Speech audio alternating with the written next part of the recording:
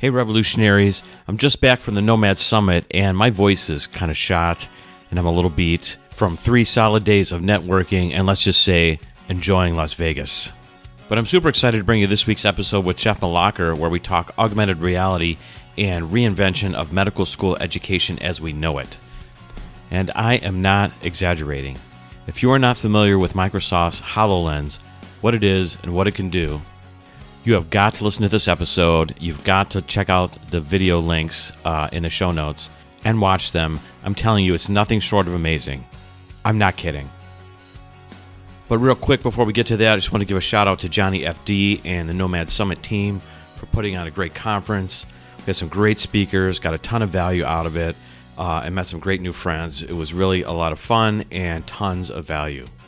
It was well worth the trip to Las Vegas, and bonus, the last day we had a great pool party that everybody showed up for, so super fun.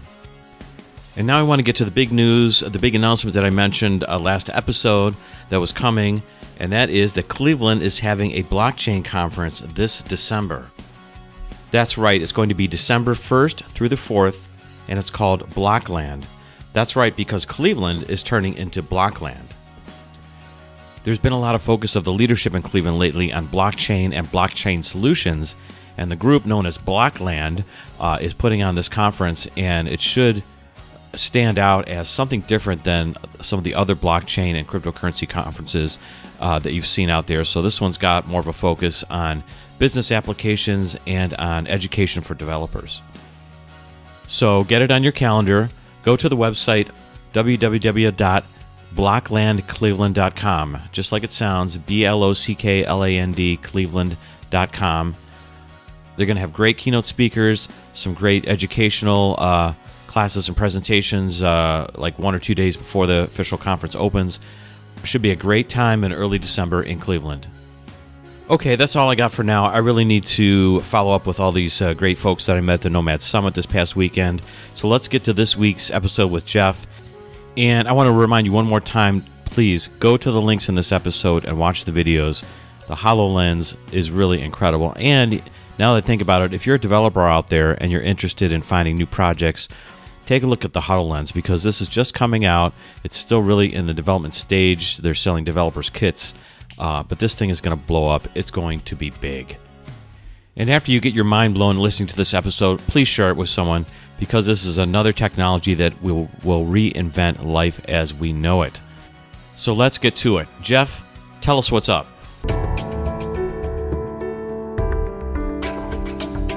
Welcome to Jim's Reinvention Revolution podcast, the show that explores reinvention in the digital age as it relates to career, creativity, and technology. Stay tuned for interviews with professionals, entrepreneurs, and creatives that have reimagined success and are making a pivot. If you'd like to listen to the entire back catalog, visit Jim'sReinventionRevolution.com for instant access. And now, here's your host, Jim. Hey everybody, hey, this is Jim, and welcome to episode 37 of Jim's Reinvention Revolution podcast. And I'm sitting here today with Jeff Mlakar, and we're talking about augmented reality and the reinvention of medical school education as we know it. So, Jeff, welcome to the revolution. Thanks, Jim. Good to be here. Hey, well, thanks for being here. And let me ask you a question. Am I exaggerating at all when I say the reinvention of medical school education as we know it? I really don't think you can exaggerate when you're talking about the Microsoft HoloLens or this mixed reality world we're creating, because I think this is the next revolution of how we interact with technology. You know, you look back, we used to just type into computers, and then at one point we got this thing called a mouse, and we got these graphical interfaces, and then at some point we got these smartphones that enable you to swipe around and talk to them. Mm-hmm. And now suddenly when the digital world is screenless and is in front of you, that's huge. That's such a more natural way to experience the digital world. So I don't think you can exaggerate at all. And when you talk about medical anatomy specifically and what we're doing with it, gross anatomy education hasn't really changed a lot in hundreds of years. Students get a cadaver or they look at medical illustrations that are entirely two-dimensional. Well, the human body isn't two-dimensional. Right. So when you try to learn two-dimensional stuff, when you try to learn three-dimensional stuff on your two-dimensional screen, it's really difficult. So I think this is a huge shift, and I think it's a very exciting time to be living and to be involved in this space. Well, absolutely, and I'm glad you said that, because when I saw it, it was really kind of blowing my mind, which we'll talk about how I got connected to you in a second here. But for everybody that's listening out there, tell everybody what your position is and what your title is, because I want to understand like what you really do on a daily basis and how you got involved in augmented reality and augmented reality for med school, et cetera. So sure, the title's a little weird. It's Assistant Director of Visualization. Really what it means is we make holograms. You make holograms. We make holograms. All you right. can think of it that way. I love that.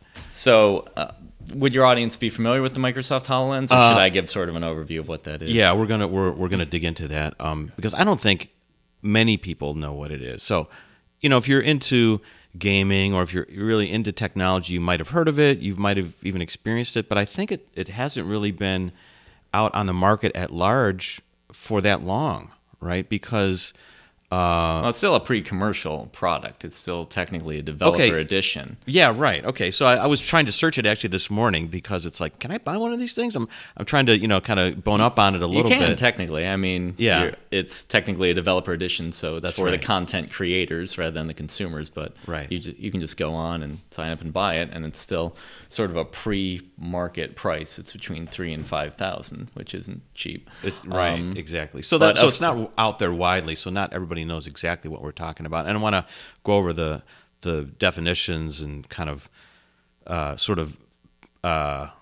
realms of augmented reality and virtual reality, what that means too. Yeah. And maybe I should start with when you ask, what do I do? What does the title mean and what do I do? I should probably start before even the technology and just explain that I'm part of an interdisciplinary center at Case Western Reserve University, or you might think of it as an anti-disciplinary center. Oh, really? Okay.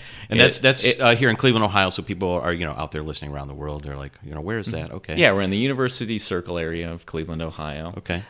So we've got a lot of great resources there, and our center is designed to bring all different disciplines together, to get them talking, to create a certain degree of serendipity, of knowledge serendipity, where we are creating new knowledge at the intersections of different disciplines. You can get an anatomy professor in there with a dance professor in there with a physics professor, all talking about these different problems that they've solved. And then, hey, wait, that kind of sounds like it applies to this other thing. I see.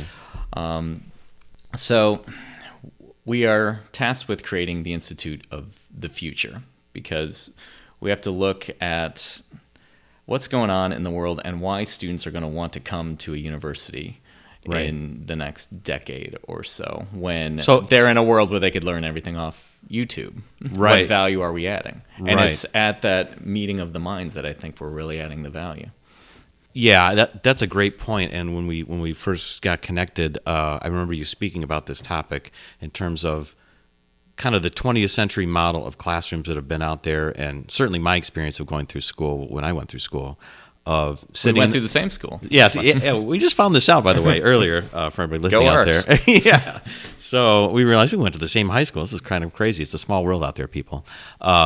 But anyways, going through school and sitting in the lecture hall and being like bored out of your mind, or occasionally the professor introduces a new concept and you're like, oh, I better listen to this lecture, but maybe you don't listen to them all, or you've read the book already, and it was okay, but you probably did a lot of the learning probably on your own or in study groups or something like that, and it was just kind of a requirement to go to class most cases. And until, like, for me, example, I got into engineering and physics, and so when the lab stuff starts to happen, that was always more interesting to me, and it seemed like you learned more and kind of walked away more with it, and maybe that was a reason why I wasn't attracted to other disciplines like, say, English or history or something, because there was that experiential component wasn't there, you know what I mean, in terms of learning and making it fun. But now, I mean, with this augmented reality type of technology that's coming out, it's really changing the game. And I think you're right on in saying universities, in particular, have to really reinvent themselves in general, in a way, because this information's out there like it's never been before. And what's the experience that you're going to get from going to that university? What are you going to offer the students continuing? So tell me more about your job title. Again, what your goal is, obviously, to be this interdisciplinary institute to figure out different ways of learning. Are you a technologist by trade, or are you an educator by trade? Like, how would you describe yourself, and how did you get involved with this augmented reality technology, which we'll talk about in a second? The former. I'm a technologist by trade. Okay. Been working in, trained in engineering and 3D graphics, and been working in software industry in greater Cleveland since being out of college. So for me, it started with an excitement of technology, but for a long time I was kind of spinning my wheels in the industry, doing things to get the bills paid and that sort of thing. Right. But then as soon as I caught word of the Microsoft HoloLens, my entire paradigm got turned on its head. And it was like the lightning struck, and I was like, that's where I need to be. That's what I need to be doing. And so our faculty director, Professor Mark Griswold, he likes to tell the story of the first time I met him. It was at a Microsoft conference, the Microsoft Build Developers Conference. And he likes to tell it as I said. This isn't exactly what I said, but he likes to tell the story as I came up to him and said, if you're hiring, I'd like to quit my job and come work for you. That wasn't exactly what I said, but but I think this was absolutely a game changer when I saw this. And it wasn't, I quickly learned that it wasn't just the technology that was exciting to me, but it was what we were doing with it. We weren't just making some video games, and I love video games. Right. I think a lot of people do. And but it's not just that. It's better educating doctors. It's thinking about what the state of education is going to be like for my child's generation when they come up to being in school. So for me, it's multifaceted, but it started with a deep passion for the technology. Interesting. So what year was this? So because this hasn't been out long, it's still in the developers phase, it's right? Still not that long ago. We were fortunate at Case Western to have. So should I talk about what the device is now first, for anyone who doesn't know? Okay. So tell me, just timing wise, what year is this, and then we'll talk about like when you discovered it and what we're talking about. All right. So the vision for the Interactive Commons goes back. What year are we in now? Goes back about 6-7 years of this Institute of the Future. Right. And we were tasked with first teaching gross anatomy without the use of a cadaver lab, because Case Western Reserve University, in collaboration with the Cleveland Clinic, Lerner College of Medicine, are currently building, almost done, the new health education campus at 100th and Chester over there, and that building will not have a cadaver lab. So our nursing students, our dental students, our med students are going to have to learn anatomy through technology without a cadaver, which is a huge ask. And so before we were even aware of this secret thing that Microsoft was working on, we basically had to look into ways, do we have, some iPad that's, tracking, that's, displaying a heart in front of you with, kind of the, what you think of as like a Pokemon Go kind of augmented reality experience? Are we going to use something like an animage table, which is this giant touchscreen really for teaching anatomy? But again, these things are still two-dimensional, and it's hard to create classroom experiences with it. And the serendipity that came was that Craig Mundy, who was a top advisor to the CEOs of Microsoft, he was actually old friends, because he's from the Cleveland area, with Toby Cosgrove, who was at the time the president of the Cleveland Clinic. He's since moved on in the last year. And they were on a boat together, and I think something like this was coming up, and Craig Mundy said, hey, we've got this super secret, thing we're trying out. You should come take a look. And so my boss gets a call from the president of our university saying, hey, we need you on a flight to Microsoft. You need to see this thing right now. He had no idea what he was going to see. Right, because it's still in the lab and not talked about in the media yet at all, right? It is incredible that it was kept as much of a secret as it was, because I don't think anything really stays a secret in the technology industry right now. So it's right. That in and of itself was a feat. Mm-hmm. And to look at the labs in Microsoft where they were developing this, it was actually in the basement of their visitors center on their main campus. So a place really? where that's interesting. People were coming and going. Who knew that, right? Like floor right 2 down them. Was just this incredible piece of technology. And so what the Microsoft HoloLens is a mixed reality headset that you wear that enables you to see digital content in the world as if it's actually in front of you. So it's a combination of a couple technologies. I mean, 3D technology has been around for a while, where we display images in each eye and it gives you the sense of depth. And in it, you add on to that tracking information that the device can get. Picture something like the Microsoft Kinect that's been around for a while, that can map the space around you, or tell where it is in a given piece of space. And so that headset is constantly looking around to know where it is, and it's displaying in your eye this image that's going to move as you move.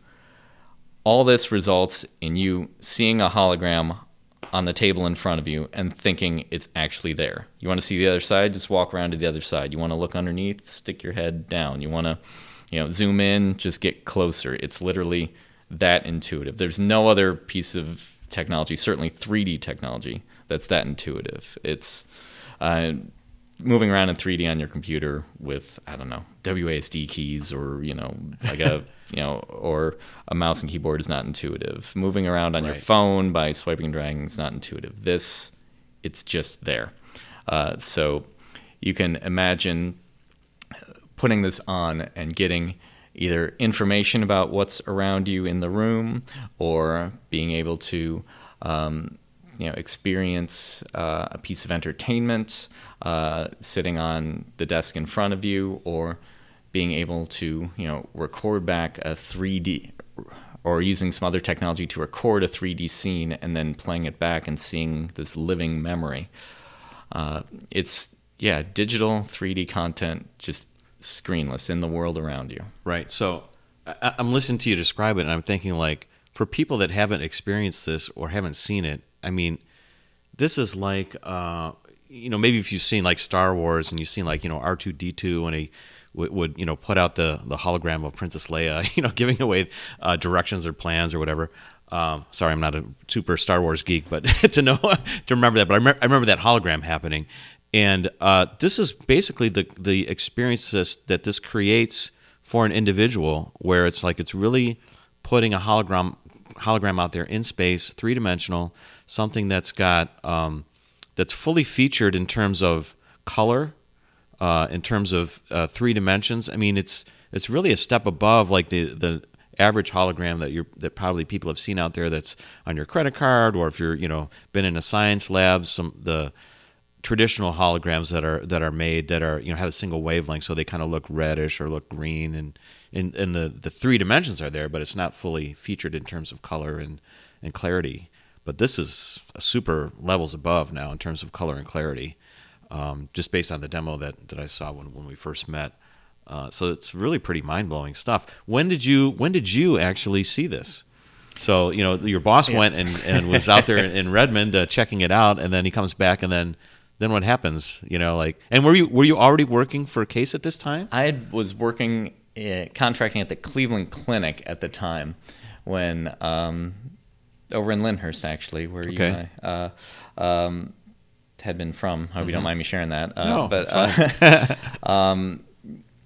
And so that's where that whole paradigm shift of getting turned on my head happened. And no, I was not working for Case at that time. Mm-hmm. But as soon as I found it, I needed to find how to get to this, because I think this was like the next revolution in computers. And so to discover then that there was someone, my boss, Professor Mark Griswold, somebody in Cleveland who had access to this technology, And again, we were very, very fortunate here in Cleveland. If I'd lived anywhere else, I wouldn't have gotten to get into this as early as I did, get my hands on this, and be part of this right. exciting and early days. We should mention that because the Cleveland Clinic is here, and because Case is here, two great institutions, and because of this, I guess, happenstance of connection between some of the leaders there, that this happened here. And it's my understanding, I guess, that the Cleveland Clinic or Case, in terms of the medical education part for sure, and probably leading applications for the HoloLens, is happening here. Do you know of any other institutions that are working with this at this far advanced level right now? No one quite at our level, and there's some others that are going to be doing it at this scale, using actually software that we are licensing out to them. Oh, that was developed. Cool. So there are, let me clarify that there's others getting on it, but no one quite at the scale we are, where we've had classes of 45 students in these devices learning the same thing together at the same time. I see. We keep setting our own records of largest shared experiences. Right. Our current record is 80 that we had for a dance performance actually that we did back in, when was that, November.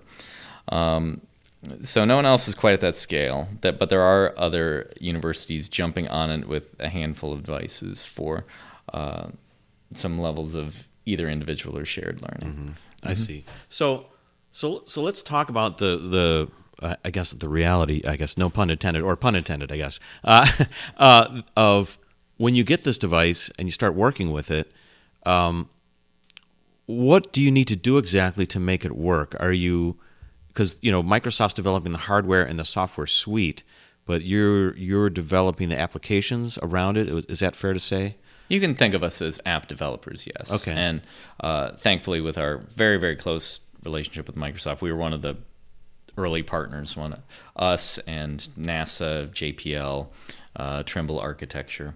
There was just a handful of us who were the early partners. We were the first educational partners. So we've gotten to basically give them feedback, and we've had a good back and forth as they've developed the operating system and the hardware and the device and what we need from it. When you think about what we are producing and putting out there, you can think of us as app developers, basically.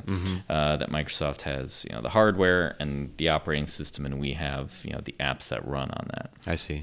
So do you have a bunch of students or other employees like yourself that you manage that are writing code or designing the graphic interface that you might use, or the objects that you see, I guess? We have a combination of computer programmers, developers, software engineers, and however you want to call them. Right. You could, any of those terms could apply. Those terms. And also 3D artists and biomedical illustrators. Because we've mentioned, two great institutions here in Cleveland, Case and the Cleveland Clinic. We're also right down the street from the CIA, the Cleveland Institute of Art, right, where we've actually gotten, 2 employees, biomedical illustrator and 3D artist animator, from. So yeah, we're really at quite a great nexus to make this happen. Yeah, that's interesting. Does the Cleveland Institute of Art, do they have like a biomedical track? I never realized that. Biomedical illustration, yeah. Oh, that's awesome. I never realized that. Well, that makes sense because they're all located there, right in University Circle. All the hospitals are there, and that's probably a massive part of art, I guess, I didn't appreciate that helps everybody learn about the body and yeah, I think it's something people just assume is there. Oh, like yeah, you just assume there's great images of and you have to think there's people who really have to have a lot of talent and knowledge to make that. That's right.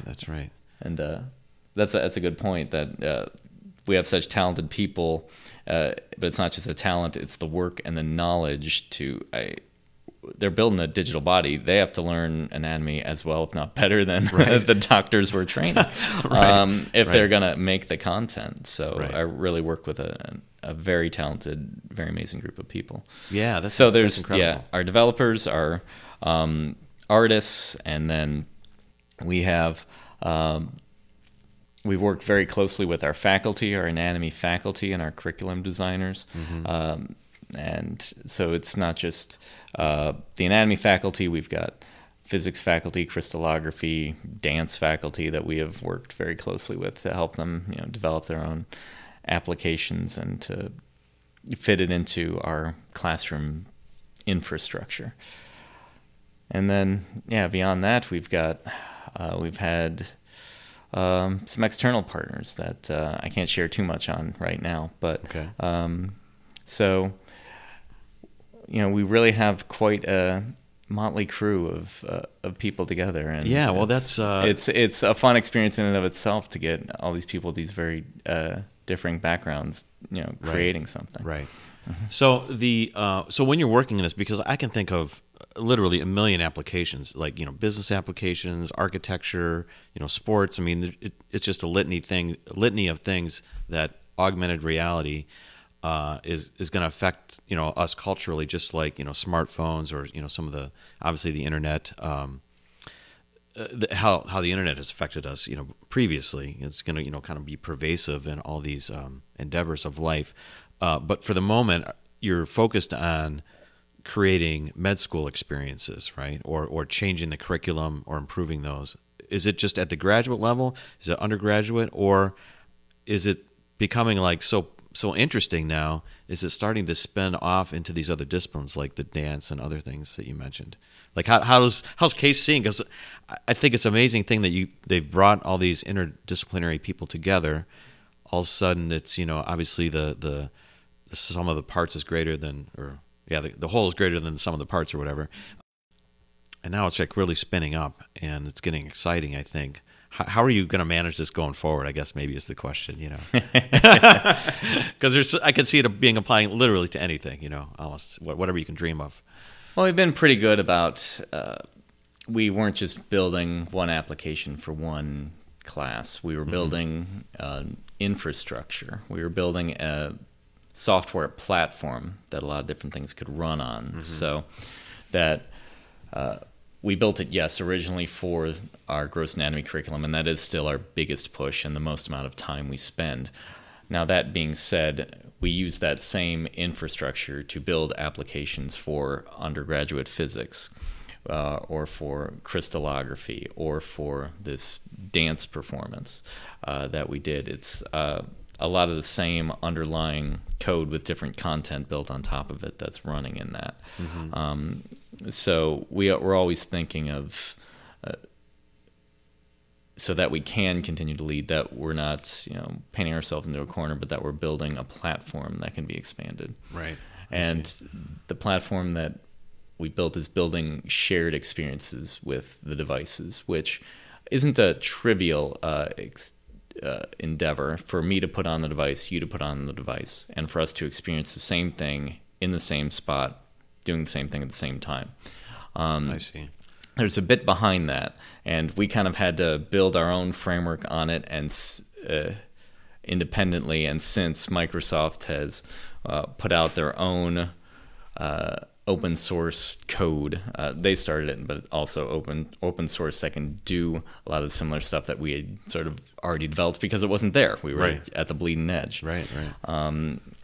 And so they have their shared experiences that they have for, I think their large group is considered, 7 or 8 lenses together. And we had to be tasked, well, how do we make a whole lecture hall of this? How do we do, 45 students in a thoracic really anatomy? Scale it up.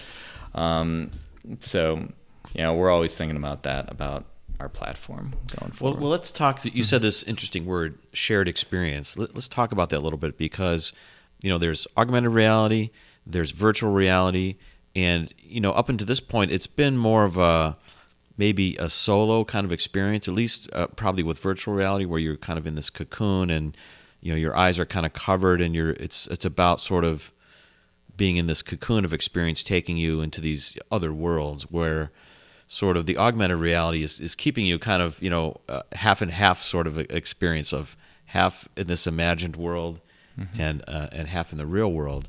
And because of that, you can have these more visceral, I think, shared experiences with another person there, or a group, or especially for in a classroom situation. So can you talk a little bit about that, like what the value is of having that shared experience and how it plays out in more of like a real world situation? So if you're by yourself, you can do anything you want in virtual reality. When you want to talk to a teacher or talk to another student or ask questions, you really need a shared experience. You need a way to know what that person's looking at and to know what you're looking at, to point, to gauge their understanding. And professors are very good at that, at looking at a student and seeing if they're getting it or not without them saying anything.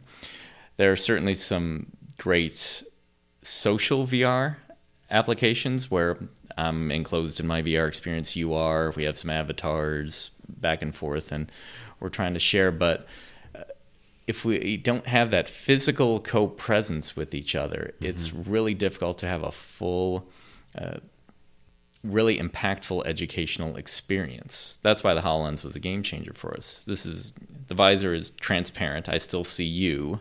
I still see this room. I see everything about us. And, I see if you're excited about what you're seeing, if I'm boring you, if I'm putting you to sleep. I see, right. You can point at something with your actual hand, and I can describe, with my hands how the popliteal artery is going around the back of the knee, and I can draw your attention to things as if there's this object actually here in front of us. So that's why that end of the spectrum, the more augmented reality end of the spectrum, was so important for us as an educational experience. As opposed to like a virtual reality experience. Right. Well, it should also say that it's wireless. Basically, the headset is wireless, so you're not entirely tethered, self-contained. Right, you're untethered. Not tethered to anything, and like you said, you can see through the visor, so you can see your surroundings around you, and that's part of the point, because the augmented part is just pops up within the surroundings, and you can share and point and walk around and collaborate, etc. It really is the right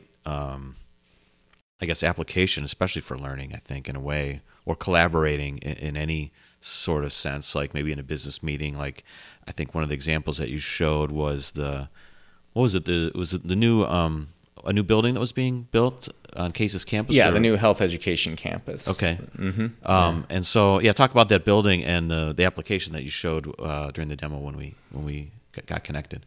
So that was part of when we got connected, I was demonstrating in front of a group this usual demo we put together that's an on-the-rails sort of slideshow of all the things we can do. And part of that narrative is to talk about why we're doing this. And so we show our health education campus. And what's great about that is we can talk about the story of this building's not going to have a cadaver lab. We have to teach through this. But we can also show that, hey, architects had this 3D model and they can just give it to us, and now we can put it in the room in front of us with this technology without too much trouble. So you can think there's already a wealth of 3D digital content out there from CAD programs, from 3D artists, from video games, from movies. There's already this wealth of 3D content, and integrating it into this device and this new mixed reality experience is actually pretty streamlined. There's this whole library out there just waiting to be seen in this new way. Yeah, let me ask you about that. I never thought about this. I thought maybe from the application side you'd have to recreate these data sets, etc. But you can take 3D images that are out there, like an IGES file or a CAD file from any kind of 3D program, and pull it right into the HoloLens platform. Is that what you're doing? Or for the most part, yes. Oh, really? Okay. That's now, depending on what its source is, some of our work has had to be to translate that into something that we can understand. I see. A lot of the times, and a lot of times it's easy. Sometimes it's harder, and sometimes it's, hey, here's something that can run with a huge beefy machine running on your floor, with its fans spinning really hard, and and this is a device, running on your head. Yeah. And so we have to take that down sometimes a little bit in complexity. And this has been one of our challenges, is the delicate balancing act. How do we get the level of anatomical detail that our anatomists demand while having something that can run at 60 frames per second on a computer running on your head. Right. And that thing doesn't get hot. I mean, it's never allowed to get hot or anything. Yeah, is it comfortable to wear? Or is it heavy, or is it describe like kind of the physicality of it? I find it incredibly comfortable for what you want to do.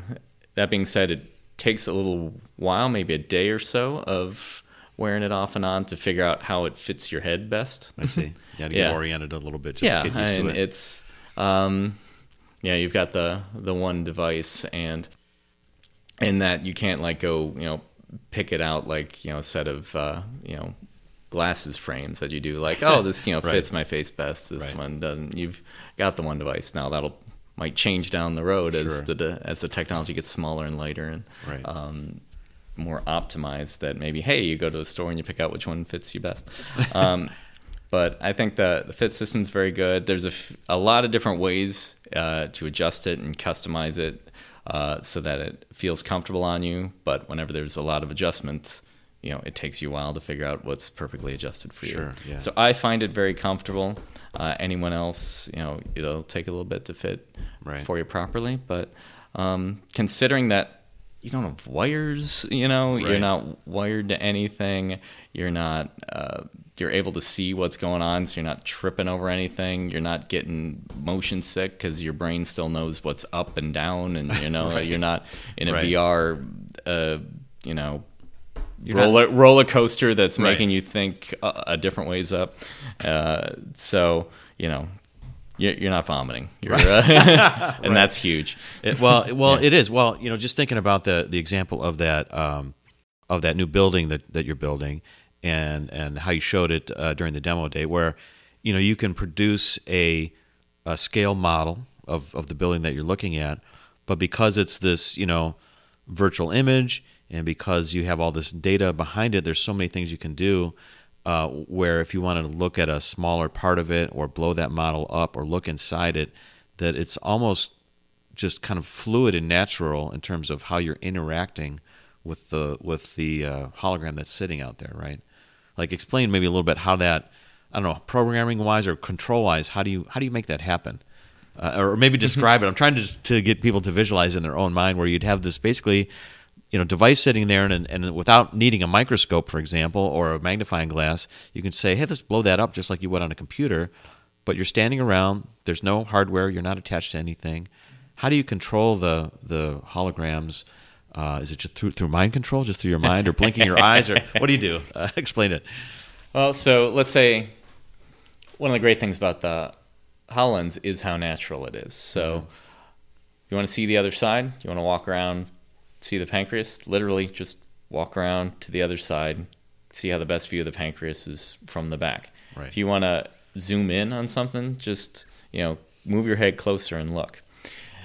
So it automatically zooms when you move closer like that and look closer? Well, just like anything in the room, you want to, look closer at this microphone in front of me. I can just get closer and do that. Now, that being said, if we don't want to be limited by the real world scale, and we want to, size it up to 1,000 times, or size that building up from sitting on the floor here to being full size. Mm-hmm.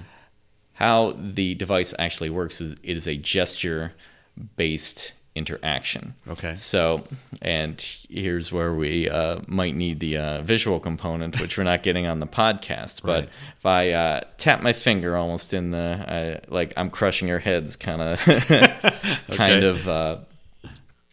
of interaction, that is a mouse click. You can think of. Mm-hmm. See, and so if you want to drag, you hold it down and you move your hand back and forth. And if your hand's in front of you, then the device knows that you've clicked, you've tapped, you've dragged. And then beyond that, as far as what you're clicking on, it's gaze-based. So you move your head, and that's your mouse cursor. You could put your mouse cursor on something and then do that air tap gesture and pull up menus, scale things up, move things down.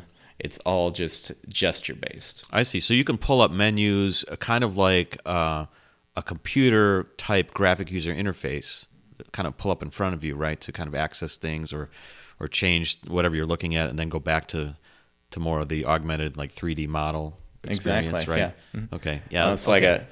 like a holographic user interface. I see. So you could, in the same way you resize your window on your PC, you can resize, this hologram sitting in front of you by, grabbing one corner and dragging it smaller, bigger, that sort of thing. And sky's the limit as far as how you want to interact with it or how you want to build that interface. Right. And then if you really want to get serious, if you need, a keyboard, because looking at keys and tapping them one at a time can be a little slow. Right. It's a fully self-contained Windows 10 computer that has Bluetooth capability, so you could pair a Bluetooth keyboard in it to it. Really? Okay. And just type on it that way if you need to actually type, and do that sometimes. Or you could pair a Bluetooth mouse or a Bluetooth game controller if you really wanted to be able to do that. So yeah, sky's the limit in terms of adding peripherals if you want. But what's great is that even just out of the box with the device you have and your hands in front of you, I see. You've got a lot you can already do. So when you do these shared experiences, so again, it's kind of, even though I've seen this device and I hear you describing it, it's still a little bit crazy to think it's not connected to a computer. It's self-contained, right? Mm-hmm. It's a computer on your head, yeah. Right. But you don't, honestly, yeah, you could just think of it as magic glasses. Yeah, magic glasses, right. You put it on and suddenly there's this whole other world of stuff you've never seen before right there in front of you. And so when you're saying accessing these menus, all this kind of stuff, remember there's no physical computer there. You're just wearing this thing on your head. It magically pops up kind of in front of your eyes. But for this shared experience, is there a Bluetooth connection between each headset, or how does that work to get everybody on the same page to see the same picture or see the same hologram? We do that connecting them over the internet. So each device is controlling its own rendering, what it sees, but we send commands over Wi-Fi to the lenses around us, either in the same room or on a room across the country, to be able to change what someone's seeing. You could almost think of it as a networked game, like Halo or something. You're playing Halo with your buddies across town, and shooting at each other, and that virtual world that you're in, where you're shooting each other, is syncing between your Xbox and their Xbox. Right. It's the same kind of thing. My HoloLens on my head and your HoloLens there are just sending commands, or I'm sending commands one way to you to change what you're seeing in front of you. I see. So that's one half of it, and then the other half is how do we make sure the holograms are seen in the same place? And that's, another challenge that we had to overcome. I see. We're getting pretty good at it. In terms of developing. Yeah, that's just far out stuff, man, It is. It's sometimes I forget how amazing it is, as a technical feat, as a technological feat, because it seems so natural. You put it on, and then there's digital stuff in front of you. But when you actually think of everything that has to go into, how does a computer know where it is in the room? Of how does it display this? How does it calculate all this fast enough so it's not jarring to you, so that it is something you can believe is actually there, so that it's so that we can align correctly and sync correctly, so that we're seeing the same thing in the same time. All these are big technological challenges, but it should just be as natural as seeing the stuff that's on the table in front of us together, and talking about this coaster or that microphone, or if it's a hologram of a cadaver, same thing. Right, no problem. Well, it's so interesting, because I thought about this year, earlier in the year, I could kind of see this type of stuff coming, and I knew it was going to be coming onto our smartphones. So there's some augmented reality applications that are already out there for retail, and Apple's got the famous little characters where you can morph your face and grabs your facial expression. So there's little nuances of augmented reality coming, but this is the full-on, full-bore, really high-end experience, which is, it's a little bit harder to wrap your mind around, even though I've seen it and experienced it. It is amazing how fluid it is and how natural it probably can be. maybe it takes you a few minutes just to get oriented, but once you're wearing it, all of a sudden you're like lost in your discussion of the topic and not even thinking about the technology, which is pretty wild, right? Mm-hmm. Where like just working on a laptop every day, you're still sort of, you're in technology and you're dealing with technology. This is really a different type of experience, I think. Is that kind of how you feel about it? It's, I think of one thing my faculty director said about, we had this video of several times a week our 3D artists and animators collaborate with our anatomists to make sure that what they're making is anatomically correct, what's good, what do they need to fix. And a lot of times we're doing that remotely, where one anatomy professor has a HoloLens in their home, and our people are in the office, but they're sharing the space virtually. So there's an avatar of them, they see avatars of us, we're looking at this body in the middle, and they're talking about the things that need to be adjusted.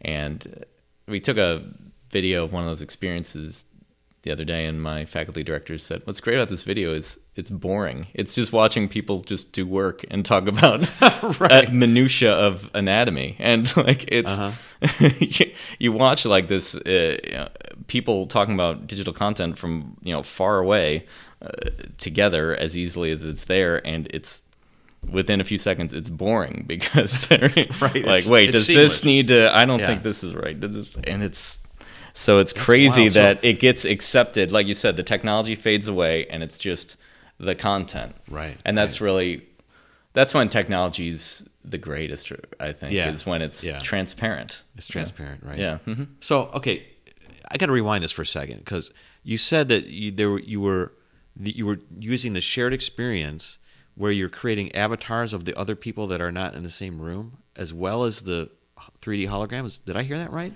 Yeah, we call it the Jedi Council. I know you said you weren't a Star Wars person necessarily, but there's scenes in Star Wars in the early prequels when, they're having this council, and Yoda's there and Samuel L. Jackson's there, but then like one of the other guys is a hologram, but he's still just sitting there in the meeting, and someone else is there, and someone else is a hologram, and it didn't matter who was physically there or who was a hologram.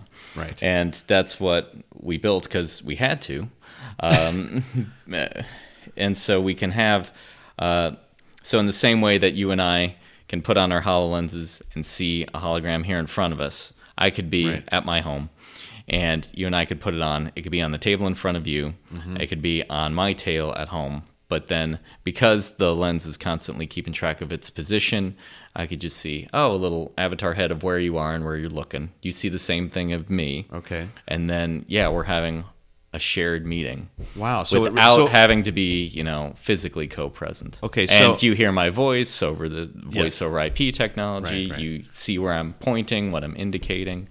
Because again, the lens can keep track of your hand or your gaze. Wow. Okay. So all right. I've experienced video conferences, right, on your laptop using Zoom or all these different programs that are out there. Glance, there's a ton of them now. Skype, and you can use with now. But so this is where you're not seeing a video representation of the person. You're seeing a 3D hologram of the person that's remote that you're talking to. That's what you're describing, right? And we can get some accurate, data to make it look like you. Yeah.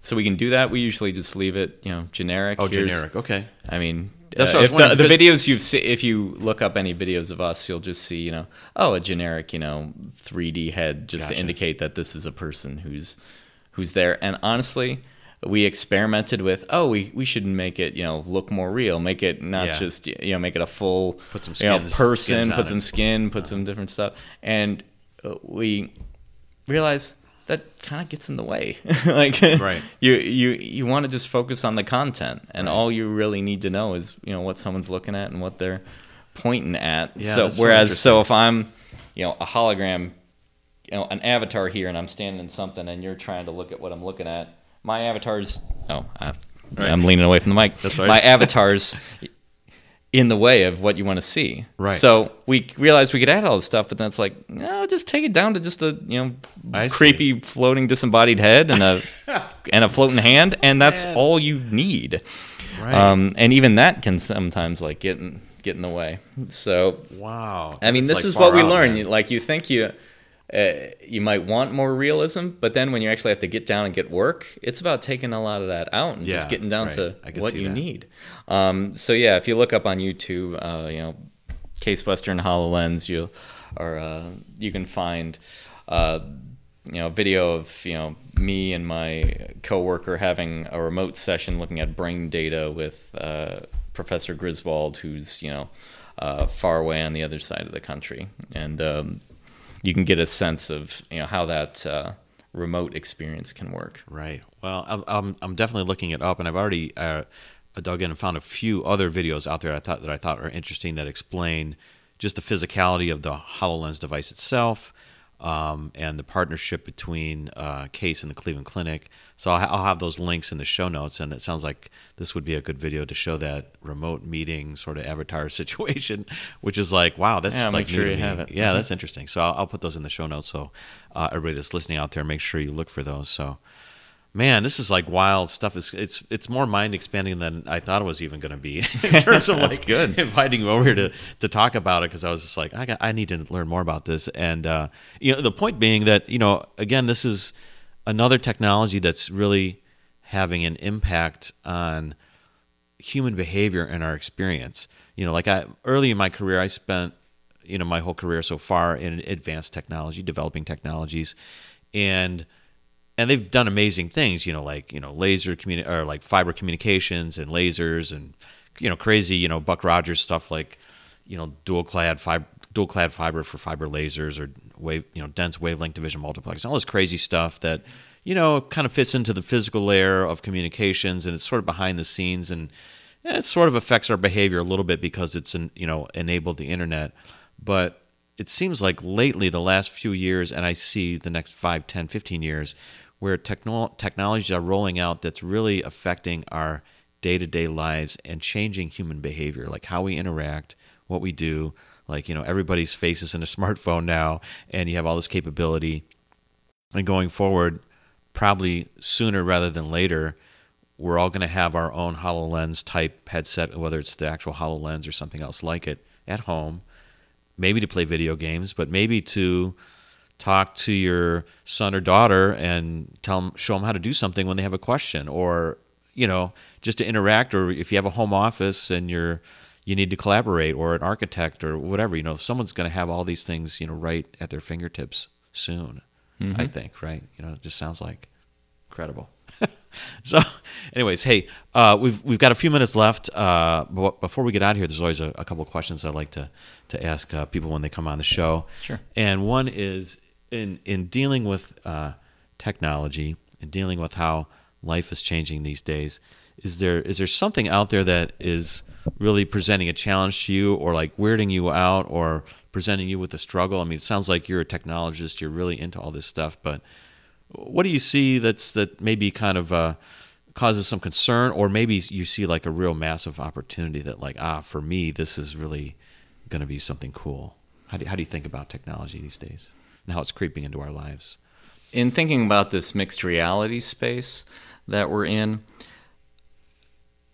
honestly, we don't know what we don't know yet. They're unknown unknowns, to quote Donald Rumsfeld. And so we're just trying things and see if stuff works. Like I alluded to with, hey, let's have a full, remote body because we think that'll be good. And then it turns out, oh, you know what? We don't need all that. Mm. As we build an interface, we could make it however we want. But then we realize, oh, well, this could be tiring to to use. We need to simplify this. There's so many things about how do we learn and how do we interact with digital content that's now in front of us in this space none of us have ever been in before. That is a big challenge. So whenever there's new technology that comes out, people always think of it in terms of the old technology. Mm-hmm. I remember seeing this picture of early concept of a horseless carriage that still had like almost a fake horse in front. Oh, really? And still had and early cars, I think, still had a place to hold the whip for the car. We think of new technology in terms of the old technology. And so, like even when I describe the interactions of it, I'm describing mouse clicks to you and mouse pointers. Right. And even though those technically aren't That's the only things anymore. reference points Because, we have. we have to think about it. And so that's the challenge. It's so new that we're inventing it as we go.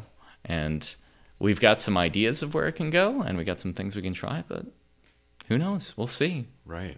Well, I love that point. That's a great insight of how we have to describe things when they're so new that we only have these reference points of the previous technologies or of our previous experience. And actually, it kind of leads me into my next question for you, which is, as you're going along and as you're experiencing all this new stuff, how do you continue to reinvent yourself or keep your mind open to this reinvention of human experience now? We're getting to this level where it's so impactful and so bizarre in some ways, in terms of what we're seeing.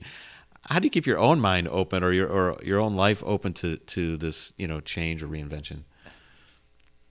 I just had to shift from saying no to saying, let's try it. Like that's the mantra I try to use now, because there were a lot of times in my technology career before this where it was my job to say no, or it'd be like, hey, well, I try to do this and this and this, and I'm like, whoa, wait a minute, we got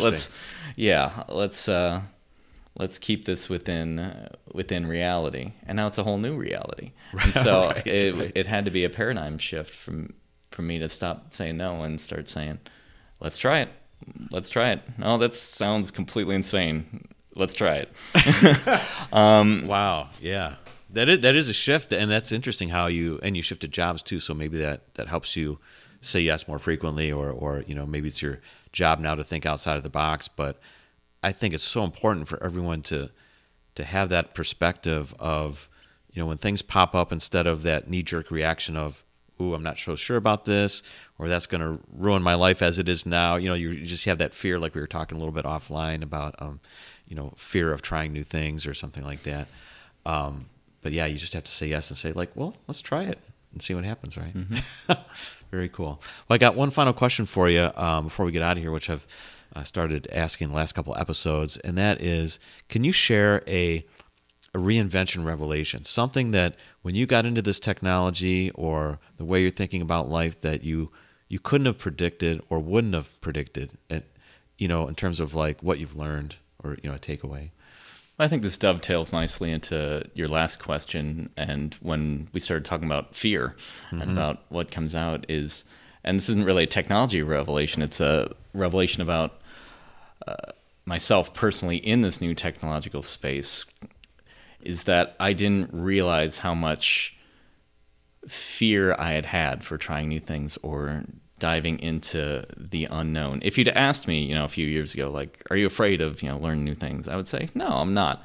But working with the students and the generation that is in university right now, this is a generation that has never known a world without search engines, internet, right, Wikipedia. Yeah, if they need to learn something, they can learn it in, they can know about it in seconds, literally. Right. And that's such a shift from when I grew up, which is, hey, if there's something I didn't know and needed to know growing up, well, let's see, if it's not in the 10-year-old encyclopedia set on my parents' shelf here, I guess I can, wait for someone to drive me to the library the next town over and, wait in line and talk to the reference librarian, and maybe they can point me to something I need. And it's a many-hour process to get simple questions answered.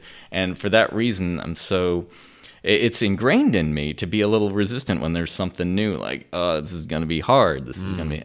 And I didn't realize how much of that was there in me. Whereas this generation is, oh, something new to jump in, let's go. Let's just, no fear, jumping in, learning on the internet, on their laptops, on their smartphones, on their search engines. And on Wikipedia or whatever other info they need, on the forums, on Reddit, and they're getting the knowledge they need. They're teaching themselves, and it's something that, while it's ingrained in me, I realize now is there, and realize that it's something I need to, overcome. Yeah, just be aware of. You know what? I don't think I've ever heard anybody share that point of view before. I don't even know if I knew that about myself. That's very interesting. Like, I know that I'm fearful, and that fear is a big, blocker in terms of learning new things or being open to, how life is going to change, et cetera.